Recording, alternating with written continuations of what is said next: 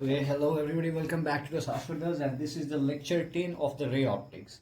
And in this video we will just do some good problems. So let's begin with the first problem. So the first problem is on the screen. You can see that the first problem says that, what does it say? A tank is filled with water to a height of 12.5 centimeter. That means there is a tank which is filled with water up to a height of 12.5 centimeter. Okay, this is a tank. It has been filled with water up to height of 12.5 centimeter. Now it says the apparent depth of a needle lying at the bottom of the tank is measured by a microscope to be 9.54 centimeter. एक needle लाई कर रहा है, ठीक है, और needle लाई कर रहा है और एक माइक्रोस्कोप की मदद से हम देख रहे हैं, तो इसका एपरेंट डेप्थ हमें कहाँ मिल रहा है? 9.4 सेंटीमीटर पे. Okay fine. तो आपसे पूछ रहा है रिफ्रैक्टिव इंडेक्स ऑफ वाटर, पहला क्वेश्चन. और फिर पूछ रहा है आपसे कि अगर इस पानी को चेंज किया गया एक लिक्विड से जिसका रिफ्रैक्टिव इंडेक्स 1.63 है, तो माइक्रोस्कोप को हमको कितना शिफ्ट करना पड़ेगा? मतलब माइक्रोस्कोप पहले यहाँ पे है ना? तो अगर इस लिक्विड को चेंज कर दे तो माइक्रोस्कोप को कितना ऊपर नीचे क्या करना पड़ेगा, इस बारे में आपको पूछ रहा है. तो चलिए इस क्वेश्चन को बनाते हैं. सबसे पहले तो ये तो बहुत आसान है कि हमें ये 12.5 सेंटीमीटर तक पानी भरा हुआ है, यानी हमें रियल डेप्थ ये दे रखा है. नीडल का रियल डेप्थ हो जाएगा 12.5 सेंटीमीटर. अब माइक्रोस्कोप से इसका एपरेंट डेप्थ हमें कितना मिल रहा है? तो एपरेंट डेप्थ हमें मिल रहा है 9.4 सेंटीमीटर. और आपसे म्यू ऑफ वाटर पूछ रहा है. तो ये तो हम लोग जानते हैं, म्यू ऑफ वाटर क्या हो जाएगा? Real depth upon apparent depth. यही हमने पढ़ रखा है real depth and apparent depth में. अगर आप नहीं देखे हो तो ये वीडियो हमारे प्लेलिस्ट में अवेलेबल है, वहाँ जाके देख लेना. तो रियल डेप्थ हो गया 12.5 डिवाइडेड बाई 9.4. इसको उड़ाओगे, उसका डिवाइड करोगे तो ये अप्रॉक्सीमेटली 1.32 आएगा. अब कैलकुलेटर में करके देख लो, ठीक है, ये अप्रॉक्सीमेटली 1.32 आ जाएगा. तो यहाँ से रिफ्रैक्टिव इंडेक्स ऑफ वाटर ये आ गया. एक्चुअली 1.33 होता है, बट अप्रोक्सीमेटली 1.32 के आसपास ही मेरा आ रहा था, ठीक है. That's the refractive index. अब पूछ रहा है कि अगर रिफ्रैक्टिव इंडेक्स हम चेंज कर दें, दैट मीन्स चेंज करने का मतलब हम वाटर को चेंज करके लिक्विड एक डाल दिए और उस लिक्विड का रिफ्रैक्टिव इंडेक्स दे रहा है 1.63, ज़्यादा डेंस लिक्विड हो गया, तो माइक्रोस्कोप को कितना हमें शिफ्ट करना पड़ेगा? माइक्रोस्कोप को शिफ्ट करने का मतलब क्या है? माइक्रोस्कोप को शिफ्ट करने का मतलब ये है कि इसका एपरेंट डेप्थ के हिसाब से हम माइक्रोस्कोप को शिफ्ट करेंगे. यानी इसका एपरेंट डेप्थ अगर कम हो गया तो हम माइक्रोस्कोप को ऊपर ले जाएंगे, ज़्यादा हो गया तो और नीचे ले आएंगे, है ना. तो इस केस में क्या होने वाला है एपरेंट डेप्थ के साथ, पता है? इस केस में एपरेंट डेप्थ का कम होने वाला है. और ऐसा तब होता है जब हमारा ज़्यादा डेंसर मीडियम बन जाता है. दैट मीन्स ये लिक्विड पहले 1.32 रिफ्रैक्टिव इंडेक्स का था जो कि वाटर था, अब ये ज़्यादा डेंसर हो गया है, 1.63 का हो गया है. इस केस में एपरेंट डेप्थ अब कम हो जाएगा, ठीक है, एपरेंट डेप्थ कम हो जाता है. तो चलिए देखते हैं क्या होता है, समझते हैं. हम जानते हैं म्यू ऑफ एल बराबर क्या हो जाएगा? हम लोग लिख सकते हैं R D upon A D. R D तो चेंज नहीं हो रहा है, आर डी तो 12.5 रहेगा, हमें ए डी इस केस में कैलकुलेट करना है. और ये हमें पता है म्यू एल कितना है? 1.63, है ना. अब आसानी से निकाल सकते हो. ए डी इक्वल्स क्या हो जाएगा? 12.5 अपॉन 1.63. तो अगर ये निकालोगे तो इसकी वैल्यू कितनी आएगी? मैं तो देख लेता हूँ, तुम अपना करके देखना कितनी आ रही है भाई, बता दो. 7.66 सेंटीमीटर आएगी. इसकी वैल्यू कितनी आएगी? 7.66 सेंटीमीटर. मैंने कहा था ना एपरेंट डेप्थ कम हो जाएगा. पहले 9.54 था वाटर के केस में और इस लिक्विड के केस में हो गया 7.66. तो हम कितना शिफ्ट करेंगे? तो इसको ऊपर कितना शिफ्ट करेंगे? तो 9.4 माइनस 7.66 कर दो, टू बी शिफ्टेड. माइक्रोस्कोप पे कितना शिफ्ट करने की जरूरत है वो यहाँ से हमें पता चल जाएगा. 9.4 माइनस 7.66 करोगे कितना आ जाएगा? पता नहीं यार, देखो 1.74, ठीक है. ये कितना आ जाएगा? 1.74 सेंटीमीटर. यानी आपको माइक्रोस्कोप को 1.74 सेंटीमीटर शिफ्ट करना पड़ेगा. ये पहला क्वेश्चन था, ये अच्छे से समझ में आया. अब दूसरे क्वेश्चन की ओर बढ़ते हैं. इसको मिटाओ यार पहले. आइए दूसरे क्वेश्चन की तरफ आइए, देखते हैं. चलिए, तो दूसरा क्वेश्चन क्या कह रहा है? दूसरा क्वेश्चन बहुत ही बढ़िया, बोर्ड से इसे दिख रहा है ना गुरु? हाँ बढ़िया. दूसरा क्वेश्चन मेरे से कह रहा है, क्वेश्चन आपके स्क्रीन पे दिख जाएगा. A small pin fixed on a table top is viewed from above from a distance of 50 centimetre. एक छोटा सा पिन है, वो टेबल टॉप पे फिक्स्ड है, उसको 50 सेंटीमीटर ऊपर से देखा जा रहा है। अब कह रहा है भैया कि जब देखा जा रहा है तो क्या चीज़ से देखा जा रहा है, तो एक मोटा सा ग्लास की मदद से देखा जा रहा है जिसकी थिकनेस कितनी है, 15 सेंटीमीटर। तो मतलब टेबल टॉप पे एक पिन फिक्स है, उसको 50 सेंटीमीटर ऊपर से देखा जा रहा है और बीच में हम क्या कर रहे हैं, 15 सेंटीमीटर थिकनेस का एक ग्लास लगा दे रहे हैं। तो पूछ रहा है कि अगर रिफ्रैक्टिव इंडेक्स ऑफ ग्लास अगर हमारा 1.5 है तो ये हमको कितना रेज्ड दिखेगा। रेज्ड दिखने का मतलब क्या है भैया, रेज्ड दिखने का मतलब कितना उठा हुआ दिखेगा, क्योंकि आप ग्लास लगाएंगे तो रिफ्रैक्शन होगा और रिफ्रैक्शन के कारण ये आपको उभरा हुआ दिखेगा। इसलिए पूछ रहा है कि कितना डिस्टेंस से ये हमको अपीयर होगा, रेज्ड रेज्ड अपीयर कितना डिस्टेंस से होगा। तो रेज्ड अपीयर होगा जितना डिस्टेंस से, उसी को हम लोग कुछ नाम जानते थे उसका, उसी को तो हम लोग नॉर्मल शिफ्ट बोलते थे। यानी हमको यहाँ नॉर्मल शिफ्ट कैलकुलेट करना है। अब नॉर्मल शिफ्ट आप भी जानते हैं गुरु, हम भी जानते हैं गुरु। नॉर्मल शिफ्ट का फॉर्मूला क्या होता है, तो वो होता है R D minus A D, यही होता है ना। तो R D minus A D वाला फॉर्मूला लगाइए। और यहाँ पर आपका जो ए डी था उसका हम स्वरूप चेंज कर देते हैं। ए डी को हम लोग क्या लिख देते हैं, आर डी अपॉन म्यू लिख देते हैं। कैसे, क्योंकि हमारे पास जो फॉर्मूला था उसमें था म्यू बराबर R D by A D, था कि नहीं। तो ये फॉर्मूला है, तो इसके मदद से हम लोग क्या कर सकते हैं, ए डी बराबर आर डी बाई म्यू लिख सकते हैं ना। लिख दीजिए, ये नॉर्मल शिफ्ट जा रहा है, ठीक है। आर डी कॉमन ले लीजिए, 1 माइनस 1 बाई म्यू, यही होता था ना। रियल डेप्थ कितना है, तो रियल डेप्थ बता रहा है 15 सेंटीमीटर, और 1 माइनस 1 बाई म्यू कर दीजिए, तो हमको जितना उभरा हुआ नजर आ रहा है वो दिख जाएगा अंदर में। अब म्यू कितना है, 1.5, 1.5 इसको क्या लिख सकते हैं, 10/15, है ना गुरु। अरे यार बेकारे का काम कर दिए, 1.5 था ना, तो इसको 3/2 भी तो लिख सकते हैं, यानी 2/3 हो गया। ये कितना हो जाएगा, 1/3 आ जाएगा।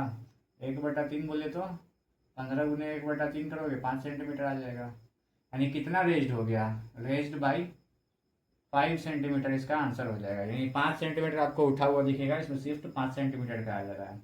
अब लास्ट क्वेश्चन में पूछ रखा था ना इसमें कि क्या answer location of the slab पे डिपेंड करेगा, तो इसका आंसर होगा नहीं। लोकेशन ऑफ द स्लैब पे इसका घंटा कोई फर्क नहीं पड़ने वाला है ना। क्योंकि आप जब ग्लास स्लैब वाला जो क्वेश्चन करते हो उसमें ये सब लोकेशन वोकेशन पे कोई अंतर नहीं पड़ता है कि आप स्लैब कहाँ लगा के देख रहे हो। ये सब बुड़बक बनाने के लिए दे रखा है, और ये 50 सेंटीमीटर जो ऊपर से देखा जा रहा है ये भी आपको बुड़बक बनाने के लिए दिया गया है। इसका कुछ काम पड़ा नहीं ना।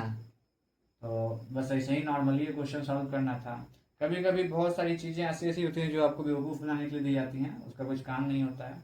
हमें काम था बस 15 सेंटीमीटर का, और म्यू का काम था, बाकी सब फॉर्मूला की मदद से हो गया। इजी सा क्वेश्चन था। अब आगे देखते हैं, दूसरे क्वेश्चन की तरफ बढ़ते हैं। अब जो तीसरा क्वेश्चन है ये बड़ा ही ज़बरदस्त क्वेश्चन है। तो तीसरा क्वेश्चन को देखिए, ये तो लाया हुआ क्वेश्चन है उठा के, तो आपको बुक बुक में एनसीईआरटी वगैरह का तो नहीं है लग रहा है ना। इसमें बोल रहा है कि एक मीडियम 1 मीडियम 2 है, दोनों के बीच में बाउंड्री लगा है, ठीक है। तो इसके इंटरफेस पे क्या हो रहा है, एक लाइट इंसिडेंट किया जा रहा है, और उस लाइट का वेवलेंथ दे रखा है 4000 एंगस्ट्रॉम, ठीक है। और मीडियम 2 में जब ये लाइट जा रहा है तो मीडियम 2 में इसका फ्रीक्वेंसी नापा जा रहा है, तो हमको पता चल रहा है मीडियम 2 में इसका फ्रीक्वेंसी 5 × 10⁻14 हर्ज रहता है। तो आपसे पूछ रहा है मीडियम 1 में फ्रीक्वेंसी क्या होगी। 2 सेकेंड सोचने का टाइम, टिक टिक 1, टिक टिक 2, टाइम्स ओवर। तो भाई फ्रीक्वेंसी क्या होती है, सोर्स की प्रॉपर्टी होती है गुरु। तो फ्रीक्वेंसी तो चेंज ना हो है, जो मीडियम 2 में फ्रीक्वेंसी होगा वो मीडियम 1 में ही फ्रीक्वेंसी होगा। यानी यहाँ पर फ्रीक्वेंसी की वैल्यू तो आपका झट से काम हो गया, कोई दिक्कत नहीं भाई।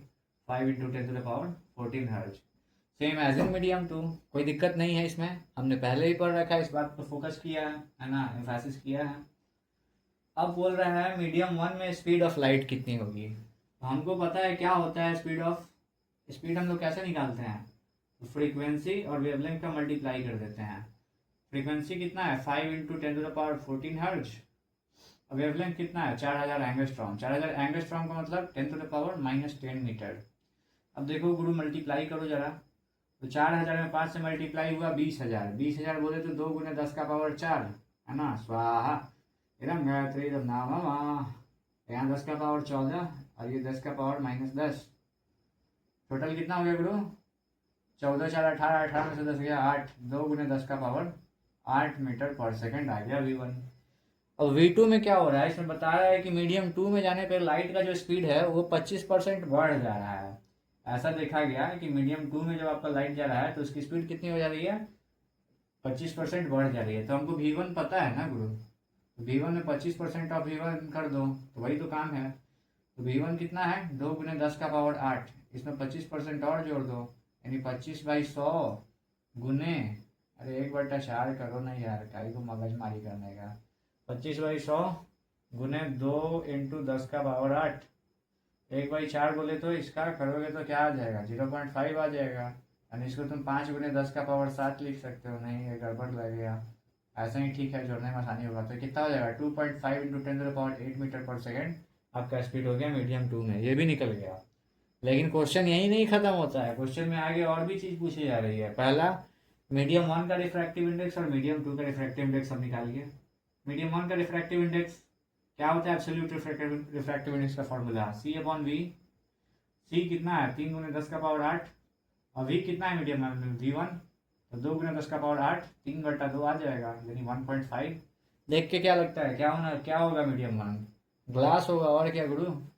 मीडियम 2 का रिफ्रैक्टिव इंडेक्स C/V2, 3 गुने 10 का पावर 8 डिवाइडेड बाई 2.5 गुने 10 का पावर 8, 3/2 कितना होगा? 30/25 कितना होता है? 6/5 होता है। इसको क्या कर दोगे बेटा? 1.2 कर दोगे। 12/5 होता है ना, गलत नहीं ना है, बिल्कुल सही है। तो 1.2 कौन सा मीडियम डेंसर है? पहला मीडियम डेंसर, दूसरा मीडियम रेयरर। तो तुमने देखा होगा कि जब डेंसर मीडियम से रेयरर मीडियम जा रहा है तो इसमें इसका स्पीड बढ़ जा रहा है, बढ़ा ना? 1.2 है रिफ्रैक्टिव इंडेक्स, तो बढ़ गया, यही तो हुआ है। बढ़िया, ये क्वेश्चन आपको बिल्कुल बढ़िया लगा होगा।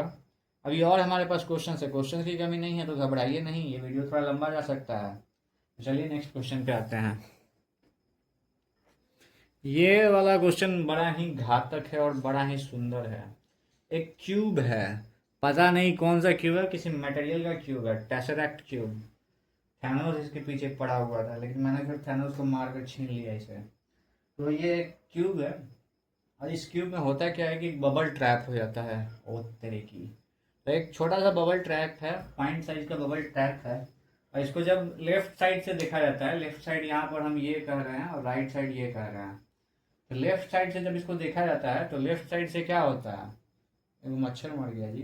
अच्छा, तो लेफ्ट साइड से जब देखा जाता है तो ये हमको 18 से कितना है भाई, देखो तो 12 सेंटीमीटर अंदर दिखता है। ठीक है, लेफ्ट साइड से देखने पे हमको क्या लग रहा है? 12 सेंटीमीटर अंदर दिख रहा है। और जब इसको राइट साइड से देखा जाता है तो ये हमको 8 सेंटीमीटर अंदर दिखता है कि नहीं? बबल का हमको नहीं पता क्या पोजीशन है, लेकिन जब देखा जाता है अपेरेंटली, तो अपेरेंटली हमको क्या दिख रहा है? लेफ्ट साइड से 12 सेंटीमीटर अंदर और राइट साइड से 8 सेंटीमीटर अंदर।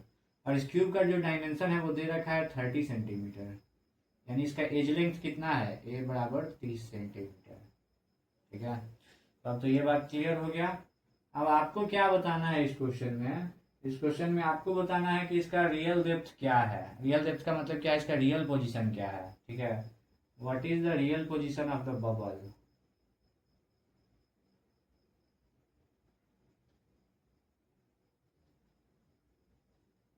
और दूसरा क्वेश्चन इसमें पूछ रहा है, बी पार्ट है कि आपको refractive index of the medium बताना है या क्यूब।